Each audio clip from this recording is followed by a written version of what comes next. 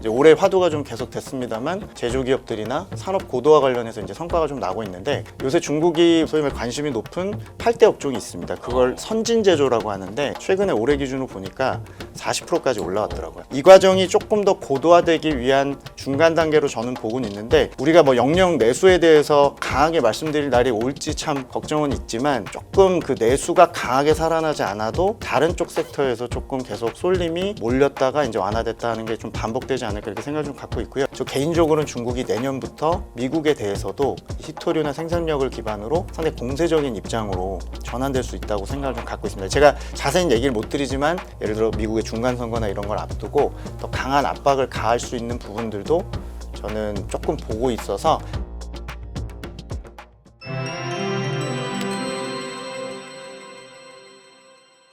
앞서서 저희 이제 위원님께서 중국 홍콩 증시가 우리 증시보다도 먼저 좀 조장을 받았다. 네, 맞습니다. 왜 이렇게 약한 모습을 보이냐라는 멘트를 해주셨었는데 네. 그 이유에 대해서 먼저 좀 여쭤보고 갈까요? 일단 뭐 저희가 일상적으로 최근에 이제 다니는 게 세미나니까 네. 이제 분위기를 좀 말씀드리면 뭐 장도 재미가 없지만 네.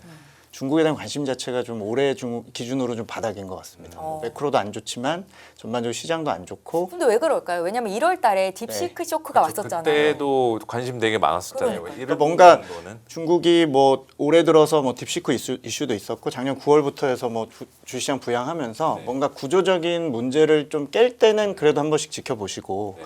또 중국이 워낙 급등을 했다 급락하고 이러다 보니까 네. 어차피 이제 뭐 메인으로 볼 때 미국이랑 비교할 수는 없고 체급으로 봤을 때 신흥국 안에서 보시는 거다 보니까 중국 관련해서 그래도 혹시나 했던 어떤 정책들이나 네. 이런 것들을 국내에서 보셔야 되는 입장에서는 최근이 거의 바닥이라고 느낌이 올 정도의 좀 무관심한 상황은 맞는 것 같고요. 일단 증시 최근에 조정을 좀 받고 있는 얘기를 좀 드리면 네. 사실은 중국 시장이 올해 이제 계절성이라는 게 좀 있는데 그 전반적으로 5월, 6월, 7월, 8월, 9월, 10월까지 해갖고 거의 6개월 가까이를 사실 상승세를 좀 보였습니다. 그러니까 네.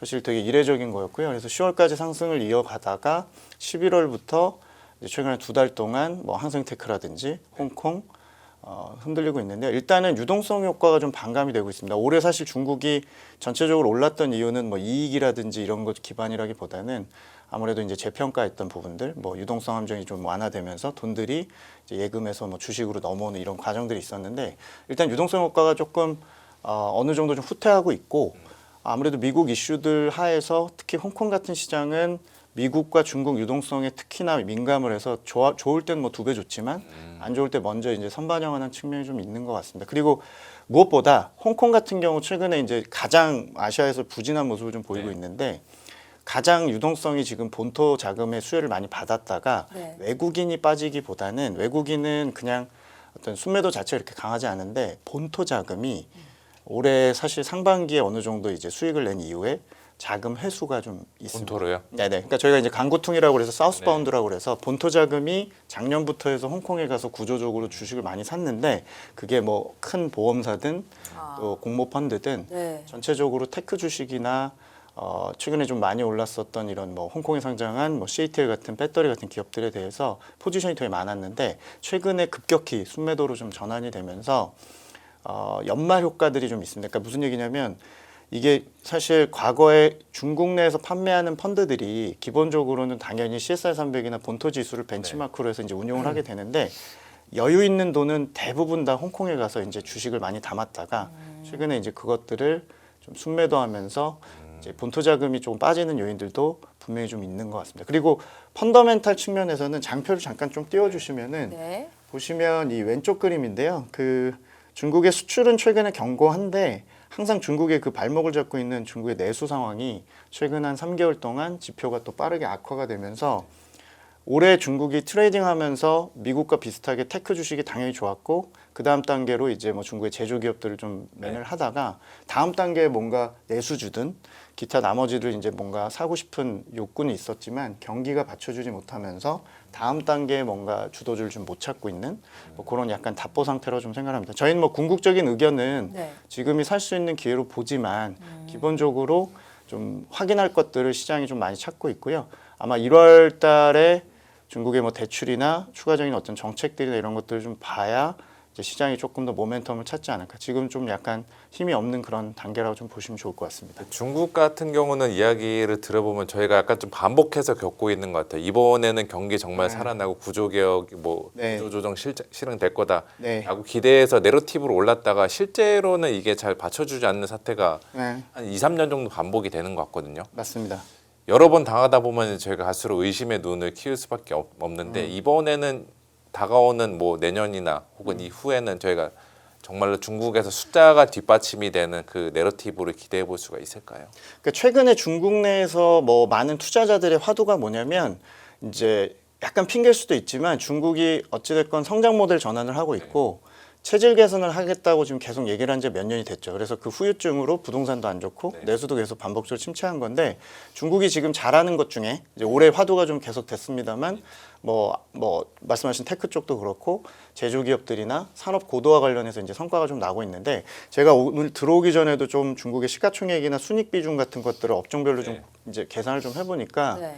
요새 중국이 많은 투자자들이 꽂혀 있는 소위 말 관심이 높은 8대 업종이 있습니다. 그걸 선진 제조라고 하는데 네. 뭐 아시는 중국에 뭐 주도하는 배터리도 있고 전자 섹터도 있고 전력 장비 또 뭐 기계 장비, 조선, 방산 소위 말해 지금 저희랑 경쟁을 하고 비슷하네요, 있거나 되게. 네, 경합하고 있는 중국의 뭐 신경제 관련된 제조기업들인데 얘네들의 시가총액이 불과 5년 전에 전체 순익 비중 기준으로도 20% 차지를 하고 있는데 최근에 올해 기준으로 보니까 40%까지 올라왔더라고요. 그러니까 우리가 지금 전반적으로 중국 지수도 물갈이들을 좀 하고 있고 우리가 예전에 보던 뭐 마오타이든 부동산이든 금융이든 기존에 많이 차지하고 있는 것들이 일단은 시가총액이 쪼그라들면서 증발한 측면도 있지만 좀 최근에 어느 나라든 그렇든 상위 이제 양극화가 좀 커지면서 되는 산업 쪽으로만 몰리는데 특히 중국은 체질 개선 중인 상황이다 보니까 이 시가총액 자체가 좀 구조 변화가 좀 빠르게 일어나고는 있습니다. 그래서 이 과정이 조금 더 고도화되기 위한 중간 단계로 저는 보고는 있는데 지적하신 대로 내수 관련 섹터들이 이미 상당히 많이 오그라들어 있어서 당연히 내년에 전반적으로 이제 흐름이 좋아지려면 경기가 중요합니다만 중국 내에서는 오히려 이 8개 정도의 섹터가 일단 다음 업그레이드나 다음 캐펙스, 다음의 어떤 이익의 어떤 고도화에 대해서 좀 기다리고 있는 상황이 조금 더 우선시되는 것 같고요. 그래서 결국에 중국은 장기적으로도 되는 주식이 뭐 심천에 있는 차이넥스트 같은 약간의 성장형 제조기업들이나 조금 그런 성장형 육성 산업들 또 중국의 산업재나 자본재 이런 쪽에 좀 꽂혀 있어서 우리가 뭐 영영 내수에 대해서 강하게 말씀드릴 날이 올지 참 걱정은 있지만 조금 그 내수가 강하게 살아나지 않아도 다른 쪽 섹터에서 조금 계속 쏠림이 몰렸다가 이제 완화됐다는 게 좀 반복되지 않을까 이렇게 생각을 좀 갖고 있고요. 일례로 네.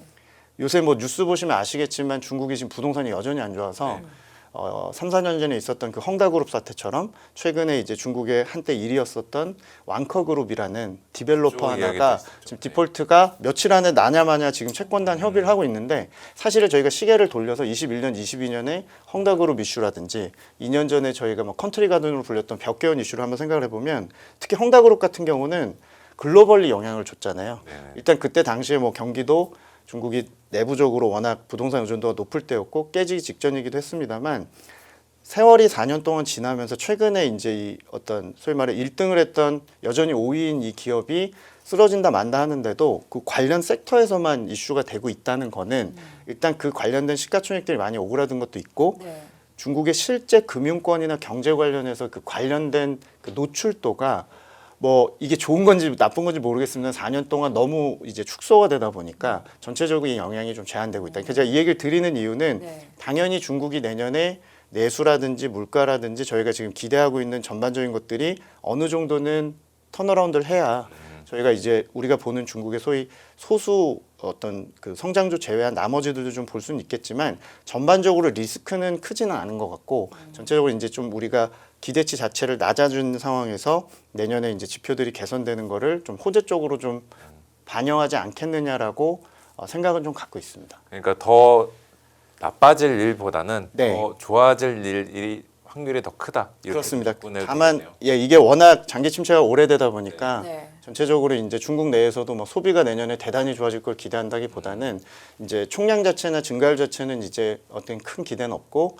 서프라이즈 가능성이 있을 수 있으니 개별 실적을 본다든지 내수에 대한 어떤 눈높이 자체가 좀 많이 낮아져 있어서 뭐 우려할 필요는 없지만 어쨌건 간에 중국 정부의 정책 기조 역시도 대단히 좀 실용적이거나 혹은 상황을 보고 대응하는 측면이 좀 있다 보니까 최근에 이제 우리나라에서도 중국의 매크로 베팅이나 경기 베팅 자체에 대해서 굉장히 눈높이가 좀 많이 낮아지신 것 같기는 합니다. 그 부분은 저희가 뭐 굉장히 동의하고 있는 부분이고요. 내년에도 중국에서는 소비 기업과 이런 선진 제조 기업 간의 양극화는 좀 벌어질 수 있겠네요. 그러니까 저희가 사실은 이제 시가총액이 기본적으로 주도하는 기업들이 좀 이제 어떤 바꿈이 이제 교체가 일어나고 있는 상황이다 보니까 네. 결국에 그 지금 주도하고 있는 아까 말씀드린 그런 선진제조 관련된 뭐 8대 기업이라든지 중국의 테크 기업이나 혹은 일부 서비스업 같은 이제 신흥 산업들이 기본적으로 이제 매출이든 투자든 기여를 좀 더 하는 쪽으로 좀 방향은 잡고 있고요. 물론 이 과정이 쉽진 않은데 이제 저희가 중국을 좀 낙관하는 쪽에서 말씀을 좀 드리면 네. 기본적으로 부채라든지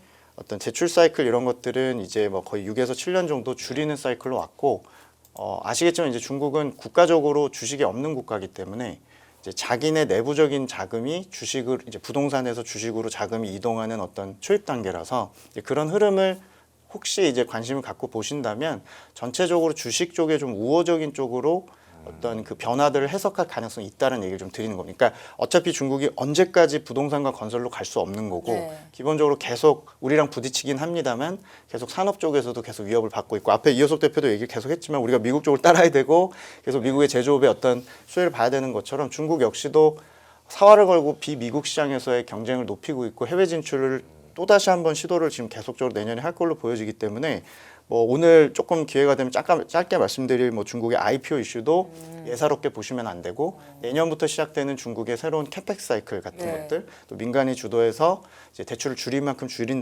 단계에서 다음 단계 투자가 중국이 뭐 건축이나 부동산을 저희가 보는 게 아니라 뭐 메모리라든지 오늘 상장한 중국의 GPU 같은 이런 기업들이 결국에 자금 조달이 이제 좀 더 원활해지고 투자할 수 있는 것들이 앞으로의 후폭풍이 어떨 거냐에 대해서도 당장 직접 주식 투자를 하지 않으시더라도 좀 예의주시하실 필요 있다고 생각을 좀 갖고 있습니다. 그래서 제가 연결 말 나온 김에 조금 장표 띄워주시면 오늘 중국에서 또 IPO 이슈가 있었는데요. 그러니까 아시겠지만 올해 중국이 홍콩 쪽이나 상해 과창판으로 불리는 반도체 관련된 그 지수에 최근에 이제 많은 기업들이 상장을 하고 있는데 좀 장표가 작습니다만 오른쪽 하단부에 내년 1분기 혹은 상반기에 중국의 뭐 CXMT로 불리는 창신 메모리라는 이제 중국 3대 메모리사에서 가장 큰 회사가 이제 기업 공개를 앞두고 있고 오늘 같은 경우는 또 과창판이라는 지수에 이제 중국의 이제 두 번째 상장하는 GPU 업체 메타엑스라는 업체가 이제 상장을 했는데 오늘 뭐 700% 정도 올랐는데 시가총액이 오늘 하루 만에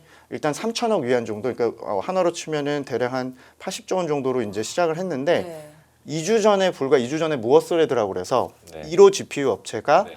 상장을 해서 역시 비슷하게 3천억에서 3,500억 위안 정도 5배 밸류를 올랐다고 받았습니다. 하더라고요. 네. 네. 그리고 작년부터 이미 화두였던 이제 캠브리콘이라고 하는 1호 이제 그 칩 업체 역시도 시가총액 한 6천억 위안 정도 되니까 3사가 경쟁하는 구도인데 3사 GPU 이제 업체들이 이제 다 상장을 했기 때문에 상해 종합 지수예요. 네, 주로 이제 상해 과창판이라고 해서 2018년에 이제 그 만들어진 소위 말해 반도체나 소부장 기업들 중심으로 또 중국의 반도체 장비 업체들이 이제 있는 과창판 지수에 이제 주로 지금 상장을 시키고 있고요. 팀장님, 그 지수에는 외국인 자본도 들어올 수 있어요? 아니요, 직접 투자는 불가능하고요. 지수 투자만 가능합니다. 그러니까 개별 종목은 아직까지는 외국인에 막혀 있는데 네. 뭐 사실은 저희가 이제 반도체 투자로서의 매력보다는 이들이 지금 굉장히 중국 정부의 패스트 트랙을 통해서 그냥 막 예전에 2, 3년 걸릴 거를 그냥 150일이면 심사해서 계속 이제 밀어붙이고 있다는 게 굉장히 시사점인데 일단 내년 상반기까지는 중국 반도체 주가 자체에는 도움은 안 될 겁니다. 일단 물량이 늘어날 거고 수급이 공급이 계속 늘어나면은, 계속 공급이 늘어난 이슈긴 한데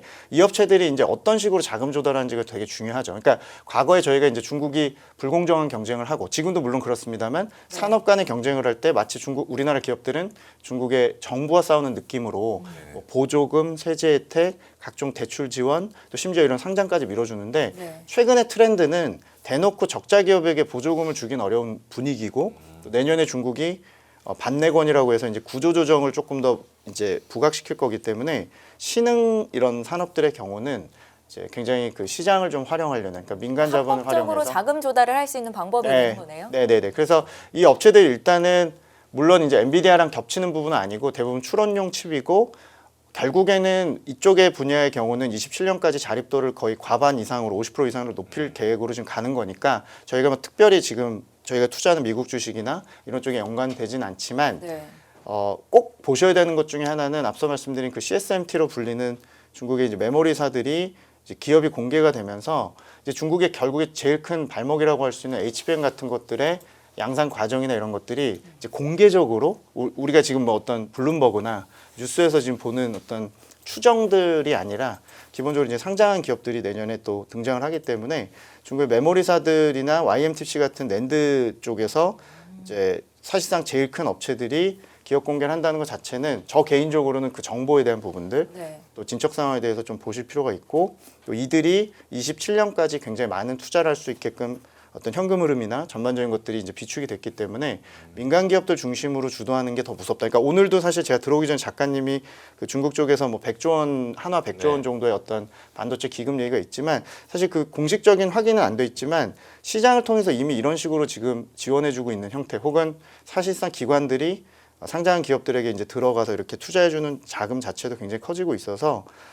장기적으로 보면 상당히 위협적인 요인일 것 같고, 반도체 투자 관점에서는 사실은 내년 상반기보다는 하반기에 네. 관련 기업들이 약간의 이제 옥석이 가려지고 약간의 버블이 좀 완화되면 또 투자 기회로서도 좀 보실 수 있지 않을까. 그래서 상해 과창판의 그 스타 50 지수라든지 또 홍콩에 이제 지금 리스팅하고 있는 뭐 유니트리 같은 또 로봇 업체들도 있고요. 그래서 IPO 시장이 굉장히 지금 어떻게 보면 지금 정점일 정도 뜨겁기 때문에 그 면면을 조금 보시면 테크 기업들 중심으로 재밌지 않나 이렇게 보고 있습니다. 그래서 중국 정부가 이제 시장을 통해서 GPU 업체들을 지원하는 것으로 파악을 하고 있는데, 그러면 얼마 2주 전인가에 미국 정부에서 이제 중국한 엔비디아 H200 중국 수출 허용한다고 했을 때 그것도 이제 이제 엔비디아 좀 숨통 더 트였다라는 기대감도 있었는데, 네. 일각에서는 과연 중국이 엔비디아의 칩을 쓸까? 여기에 대해서 퀘스천 마크를 던졌거든요. 네네. 그 부분에 대해서는 좀 어떻게 보세요?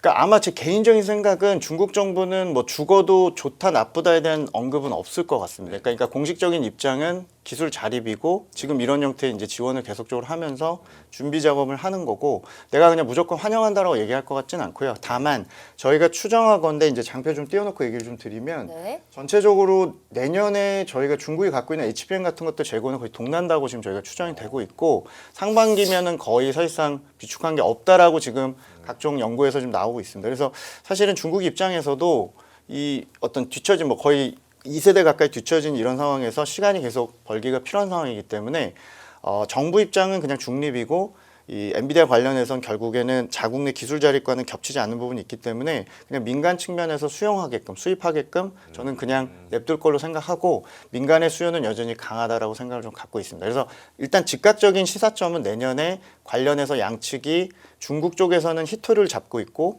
또 미국 쪽에서는 이제 반도체 쪽에 대해서 어떤 중국 내에서 어떤 시간이 필요하다는 부분을 알고 있기 때문에 4월 정상회담 그리고 상반기까지 놓고 봤을 때는 기본적인 입장은 수입을 사실상 허용하는 쪽으로 보고, 실제 민간단에서는 엔비디아의 수혜가 있을 걸로 저 개인적으로 생각 갖고 있고요. 다만 이제 저희가 아까 장표 잠깐 띄워주신 것 중에서 창신 메모리 얘기를 저희가 자꾸 드리는데, CSMT 같은 경우는 어쨌건 양산 목표를 올해로 잡고 있어요. HBM 관련해서. 근데 물론 뭐 아무도 모르는 일이지만 저희가 그 해외 기업하는 저희 담당자 입장에서는 사실 내년 하반기에도 쉽지 않을 수 있다는 의견도 내부적으로 갖고는 있습니다. 다만 어떤 부분을 보셔야 되냐면, 양측이 지금 어떻게 보면 시한부 휴전을 이어가고 있는 이 어떤 기술 안보 분야에 대해서 내년 하반기 중간 선거를 앞두고, 만약에 중국 내 이런 HBM이나 양산 일정이 자기네 나름대로의 기준치에서 부합을 하거나 어느 정도 전략적 인내를 해서 어느 정도 감내할 수 있는 시간 안에 스케줄이 들어오게 되면, 저 개인적으로는 중국이 내년부터 미국에 대해서도 이 히토류나 생산력을 기반으로 상당히 공세적인 입장으로 전환될 수 있다고 생각을 좀 갖고 있습니다. 제가 자세히 얘기를 못 드리지만 어쨌건 올해 중국이 출시한 각종 히토류 관련 제재안들은 지금은 마치 다 유예가 된 것처럼 알려져 있지만 네. 사실 그 내용 중에 절반만 유예가 돼 있고요. 올해 4월 달에 이제 발표한 뭐 중이토 관련된 거나 이런 것들은 사실 백악관이 풀어내지 못했습니다. 그리고 심지어는 이번 10월에 나온 중국에 관련된 것도 부산에서 1년 유예한 내용 자체도 네. 사실은 아예 막아버려야 될 내용 정도의 수준이지 이걸 1년 유예한다고 답이 나올 만한 이슈는 아니라고 좀 보이고 있습니다. 해외 사용에 대한 부분이 꽤 커서 아무튼 저는 양쪽이 이 관련된 딜을 가지고 사실상의 이제 임시 휴전일 뿐이고 조건부 휴전. 네네네. 중국이 만약에 병목인 HBM 관련해서 어느 정도 이제 중국 기준의 전략적 인내 기간 안에 들어온다. 이거 한 1, 2년만 참아 보자라고 했을 때 좀 더 내가 전략 안보 측면에서 더 얻고자 하는 방향으로 예를 들어 미국의 중간 선거나 이런 걸 앞두고 더 강한 압박을 가할 수 있는 부분들도 저는 조금 보고 있어서 이번에 상장하는 1분기로 예상하는 이런 중국의 메모리사들 네. 상장하는 일정이나 관련해서 이제 공개되는 정보들을 조금 많이 업데이트 드릴 것 같습니다. 그 올해 4월이랑 5월 정도가 이제 중국과 미국의 갈등이 심했고 그 이후에서는 시장에서도 별로 화두가 많이 안 됐었는데 맞습니다. 내년에는 이제 네. 다시 한번 그게 네. 불을 지필 수가 있다. 이렇게 그렇습니다. 일단 내년 3월까지는 앞서 말씀드린 히토리 관련해서 최대한 합의를 하고 4월 달 뭐 정상회담은 저는 할 것 같거든요.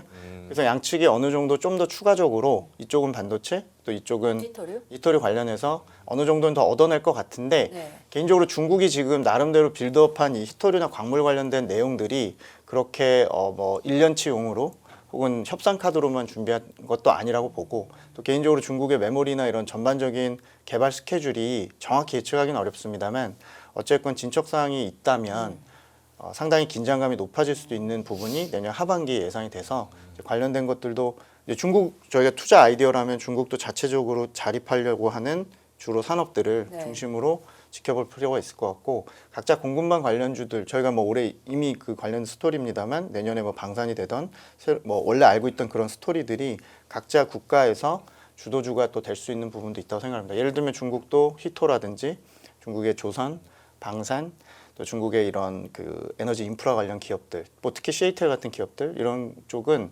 계속 그 관련된 그 어떤 그 각자의 어떤 공급망 관련 테마로서 저희가 추천을 좀 드리고 있습니다.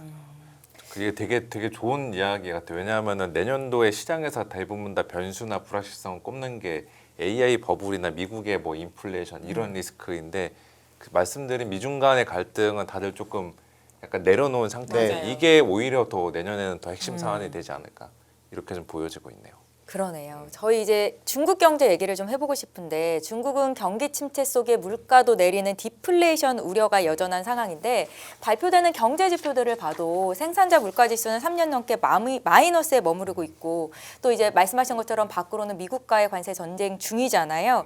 이런 상황에서 최근에 경제 공작 회의가 종료됐다고 하던데 2026년 정책 구상은 어떤지 좀 설명을 들어볼까요? 네, 그 짧게 말씀드리면 네.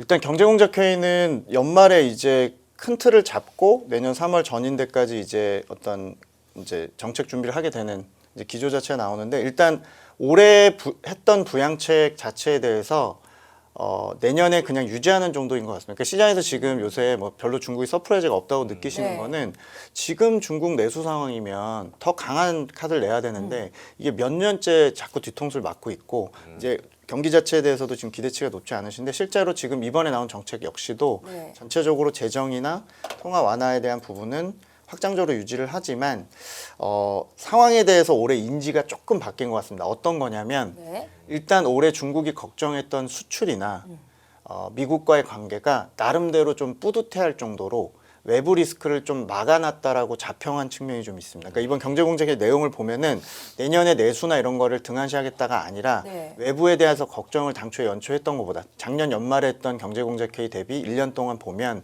자기네들이 외부 요인을 나름대로 선방했다라고 평가를 하는 것 같아요. 그러니까 오해하시면 안 되는 게 올해 중국 내에서 표현 기준으로는 올해는 중국이 나름대로는 초완화적인 부양책을 썼고요. 네. 시장이 눈높이 안 맞을 뿐이지 중국도 나름대로는 그 초과예금을 풀기 위해서 뭐 주식 부양도 했고 재정도 풀었는데 이제 내년의 경우는 발동이 언제 걸릴지는 모르지만 기본적으로는 확장적으로 가져간다. 다만 수출 리스크가 조금 많이 완충이 됐기 때문에 발동 자체를 조금 늦게 걸 가능성을 염두에 두고 얘기를 좀 한 것 같고요. 저기 2년 오른쪽 그림 보면은 그 특별국채 발행량이 갈수록 늘어나고 있는데 저것도 이제 또 부양의 목적이 강하다 보면 되나요? 네, 맞습니다. 그러니까 뭐 용도가 다양하긴 한데 여기에 뭐 이관신도 쓰고 지방정부 부채 차원에서 이제 이자 부담 낮춰주고 이런 것들이 있는데 결국에 중국은 지금 보시는 게 결국에 중앙정부의 부채가 되는 건데 중앙정부가 매년 쓰는 저 재정 적자 자체는 이미 올해 끌어올린 양 자체가 거의 팬데믹 때 초기 때 수준까지 끌어올렸는데 내년에도 그걸 그냥 유지한다는 거는 뭐 어느 나라든 그렇겠지만 지금의 확장 자체를 그냥 유지만 해도 둔화되는 걸로 보일 수 있기 때문에 사실상 확장을 하지만 시장 눈높이가 볼 때는 저런 특별국채나 이런 것들이 조금 덜 과감하다고 생각하지 않나 정도가 지금 이번 결론인 것 같고요. 아무튼 내년에도 똑같이 이관신을 하고 내년에 똑같이 지방정부 부채 차원 관련해서 나름대로 이제 중앙정부의 이제 국채 발행들이 있는데 시장이 생각할 때는 전반적인 부동산 경기나 이런 불확실성 때문에 뭐 두세 배 이상을 더 바라시는 것 같은데 뭐 중국 그 정부 스타일 아시겠지만 전반적으로 좀 듀레이션을 길게 보고 뭐 이렇게 민심 자체나 뭐 어떤 야당의 압박 이런 게 없잖아요. 그러다 보니까 추경을 할 때도 우리가 보는 타이밍보다 우리가 뭐 봤던 것보다 한 두세 배씩 늦는 경우가 있다 보니까 시장은 일단 차분하게 보시면 되는데 결론적으로 제가 주식쟁이여서 그런 게 아니라 기본적으로 지금이 정책 모멘텀이 이제 다시 끌어올리는 바닥입니다. 그러니까 이제 웜업이 다시 시작이 되고 내년 1, 2월에 대출을 다시 풀고 또 지금 이번 11월 지표를 보면 내수가 너무 안 좋아서 아마 1월 달에 또 지준율 인하라든지 또 부동산 재고 매입 같은 조치들은 나올 겁니다. 당연히 뭐 6개월, 1년 이상 어떤 중국 내수를 땡겨올 만한 만족도는 아니겠지만 전반적으로 지금이 주식이 반영한 전반적인 정책에 대한 바닥 정도? 그리고 이제 모멘텀은 이제 스케줄상으로 말씀을 드리면 내년 2월 달에 있는 이제 중국의 춘절이죠. 구정 연휴와 3월 전인대까지는 이제 밀어붙이는 쪽이니까 중국의 전반적인 정책 배팅은 지금부터 하셔도 크게 상관은 없을 것 같습니다. 무관할 것 같습니다. 이런 질문을 좀 드려봐도 될까요? 앞서서 저희가 이효석 대표님께 미중 패권 전쟁에서 누가 이겨야 되냐 그랬더니 이효석 대표님은 미국. 통합개미들이 투자를 듣고 왔습니다, 워낙에 많이 제가. 해서 미국이 네, 이겨야 듣고 된다고 왔습니다. 말씀을 하셨습니다. 우리 팀장님은 어떤 의견이세요? 당연히 뭐 일단 뭐 저희는 이제 일단 우리나라 이겨야 되는 거고요. 대한민국 이겨야 되는 거고. 그러니까 뭐 둘 사이의 장기전이라고 예상을 좀 하고 있기 때문에 네. 당연히 미국에 조금 더 치우친 상태에서 US 플레이를 한다는 개념에서 보면 어느 정도 미국의 치우친 전략인데 사실 뭐 어떤 그 정권과 상관없이 기본적으로 이제 중국 쪽은 리스크 방어 측면에서 접근을 하셔야 될 것 같아요. 그러니까 저희가 네. 탈중국을 머리로는 할 수 있어도 어느 나라든 쉽지 않은 이유는 이미 지난 10년 동안 각종 원부재나 생산력에 대해서 의존을 너무 많이 했기 때문에 이걸 일시할 수 있는 국가는 설사 우리나라도 저는 쉽지 않다고 생각합니다. 특히 중소기업도 그렇고요. 그래서 기본적으로는 리스크 방지 측면이든 또 희토류나 광물이나 어떤 생산 관련해서도 한 최소 2, 3년 이상의 준비가 정말 치밀하지 않다면 중국을 벗어나는 게 쉽지 않으니 중국에 대한 방향을 노골화하지 않더라도 네. 기본적인 그 어떤 그 방어적인 관점에서 활용이 필요할 것 같습니다. 그러니까 중국의 내수 베팅을 하거나 수요 베팅을 할 만한 지금 상황은 아니고 어떻게 경쟁과 경합 입장이잖아요. 네. 다만 우리가 지금 만드는 모든 물건들 중에 상당 부분이 이미 중국 걸 쓰고 있기 때문에 이제 그런 것들에 대한 완충을 좀 길게 보면서 하면서 잘 관리하는 게 중요하지 않나 생각을 합니다. 이게 주식으로 보면 미국 주식만 볼 수 있으니까 그렇지만 사실 실물로 보면 저희가 사실 전반적인 이 중간재나 여러 가지 의존도가 너무 높아져 있어서 빠른 시간 안에 탈피하기는 네, 어렵다는 쉽지 않습니다. 그리고 뭐 중국이 뭐 당연히 뭐 심하게 목리를 걸거나 그럴 만한 어떤 전략을 세우지는 않겠지만 지금 이번에 미국과의 유예시켰던 아까 히토리 그 내용만 보셔도 네. 사실 무시무시하고 되게 관리가 가능할까 싶을 정도의 일종의 반도체 패러디거든요. 중국 입장에서. 그러니까 그걸 다른 나라에다 안 쓴다는 보장은 없고요. 그래서 저희가 잘 대응을 해야 되겠습니다만 전반적인 생산력에 대한 자신감이 지금 너무 높아 보여서 기본적인 전략 자체는 좀 방어적인 리스크 방지 측면에서 한중 관계를 좀 보고는 있습니다. 대표님, 팀장님, 네. 그 춘절 장세라는 게 그때 뭐 주가가 오를 거다 이런 의미세요? 뭐 지금은 사실 연말 장세를 좀 기대했는데 일단 12월은 좀 무산된 것 같고요. 네. 미국 쪽도 그렇고 전반적으로 중국 유동성이 그런데 춘절 장세 일반적으로 이제 중국의 경우는 월별로 쭉 놓고 보면 2월 달에 상승 확률이 가장 높고 수익률도 절대적으로 지난 10년 동안 2월이 제일 좋았습니다. 이유는 중국의 모든 경제 지표는 1, 2월에 공백이고요. 그리고 중국은 모든 은행권이 유동성 지급이나 이런 대출이나 이런 것들이 1, 2월에 또 쏘는 경향이 있는데 네. 원래는 이번 그 경제공제회의 내용을 봤을 때는 뭐 한 3, 4월이나 돼서 재정을 슬슬 시작할까 했는데 워낙 이번 11월 지표를 보니까 전체적으로 좀 급해질 것 같습니다. 그래서 1, 2월에 재정, 또 대출, 전반적인 계절성, 그리고 모든 실적과 경제 지표가 블라인드 상태에서 정책들은 또 쏟아지게 됩니다. 기대감으로도 올라갈 수 있는 여력들이 있다는 말씀이시죠? 맞습니다. 유동성 장세가 좀 극대화되기 때문에 사실은 오히려 3월 5일 전인대를 하게 되면 이후로는 또 별 볼 일 없을 정도로 1, 2, 3월 기대감이 유효하고요.